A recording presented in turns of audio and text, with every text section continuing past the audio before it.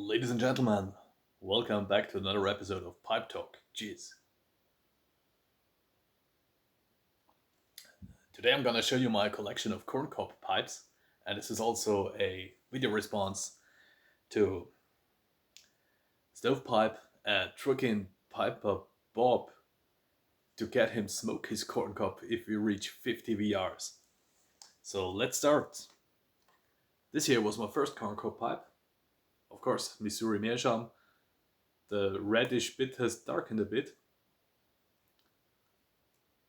The sticker shows nothing anymore. It's 10 years old, and I bought it at a tobacconist in town.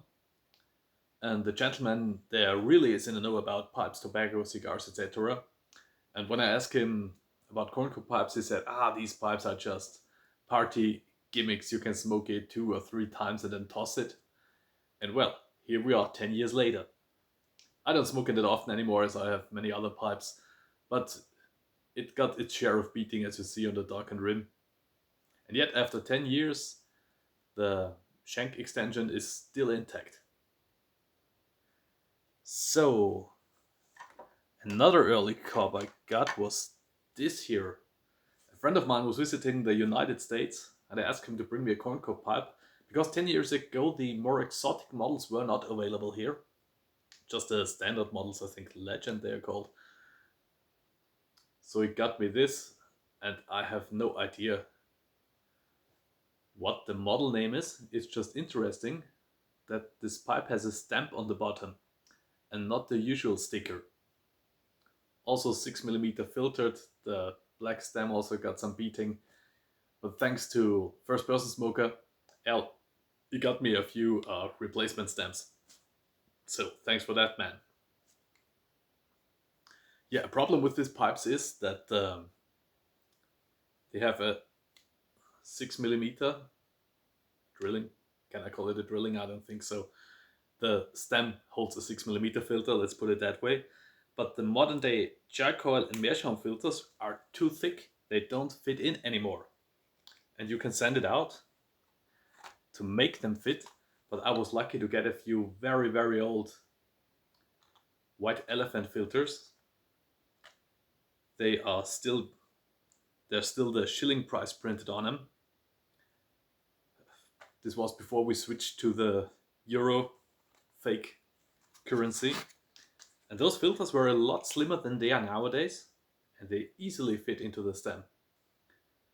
And I don't know why the filters are too thick nowadays, but I was told the guy manning the machine making those passed away, and the new guy couldn't fix it out how to make them that slim.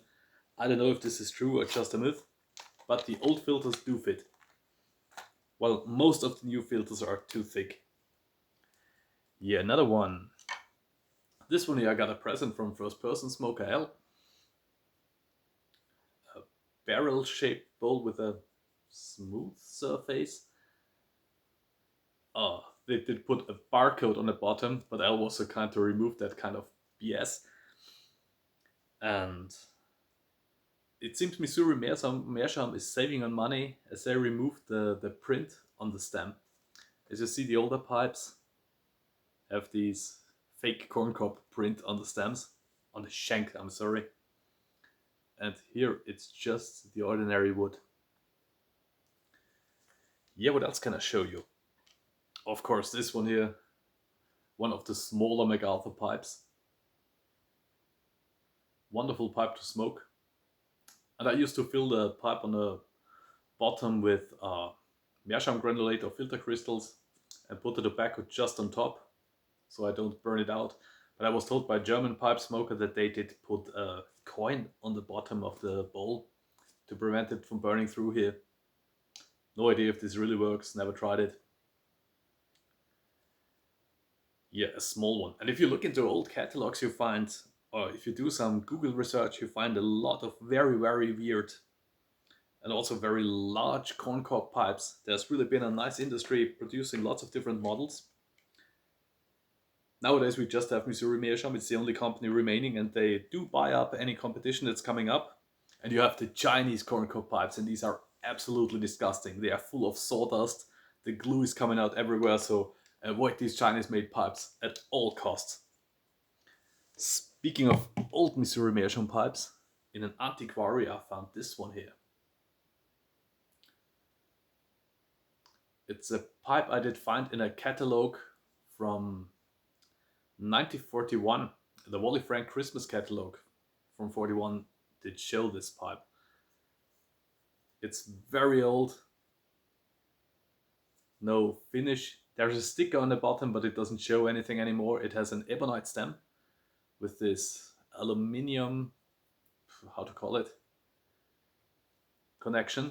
And I don't know if I can take out the stem. I haven't smoked this yet, and I haven't disassembled it because I don't want to damage it. It has been smoked. It's very thin walled inside, so I don't know if I will fire it up. And someone did write some numbers on the side. You can't see it in that light. I think here you can see it with a biro. Oh man, that gentleman knew what he was doing. Anyhow, a nice historical bit. And yeah, I saw similar pipes, or similar, exactly the same pipes made with a briar bowl, and those were called briar cobs.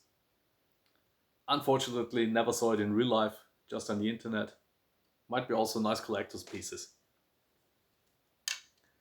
Then on a visit in Hungary at the Galwitz pipe store, I bought this one here. A paneled cob, stained dark brown, with a diamond shank and an acrylic stem, filterless. It was made for some US retailer. Don't know how they ended up here. Tobaccopipes.com. Man, my eyesight. And this pipe I bought because there's an old picture of my grandfather-in-law in black and white where he clenched a pipe, and it looks a little like this one here. Although it can't be this one, as the picture is much older than this Missouri Meerschaum model. But yeah, I just had to grab it.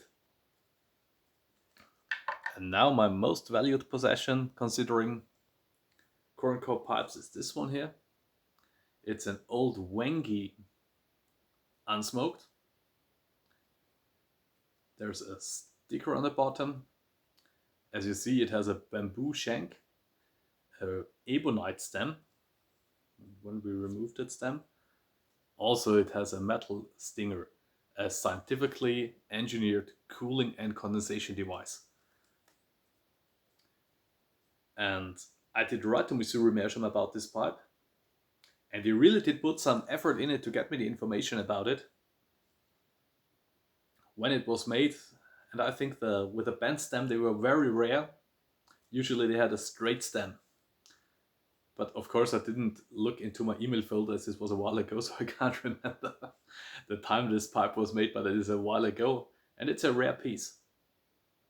Did find it unsmoked in a pipe shop in Vienna City. Only the luck a real pipe tart can have. So again, thanks for watching. I think I'm going to prepare one of those pipes now.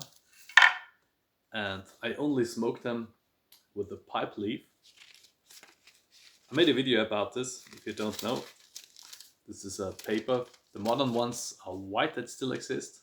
Wow, the whole camera color switches. Have you seen that? Have you seen that? Amazing. Couldn't even replicate it. Yep. This one here is a bit thicker. You take this paper out. Form your finger like this. No, this is no Satanist sign or whatever. Put the tobacco on it.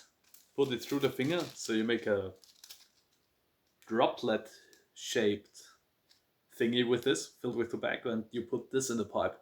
And this will keep the bottom of the pipe and the shank extension that reaches into the bowl completely intact. If everything works as intended, you can take this out with the smoked tobacco, with just the ash inside, out of the bowl, and your pipe stays as new.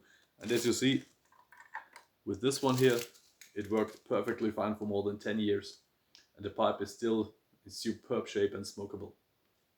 Only thing I do recommend with corn cobs is don't smoke it too often, also just once a day. Because if you smoke them too often, they really become wet on the outside. And you feel it on your fingers and they might get a bitter taste. So that's it for now. Thanks for watching.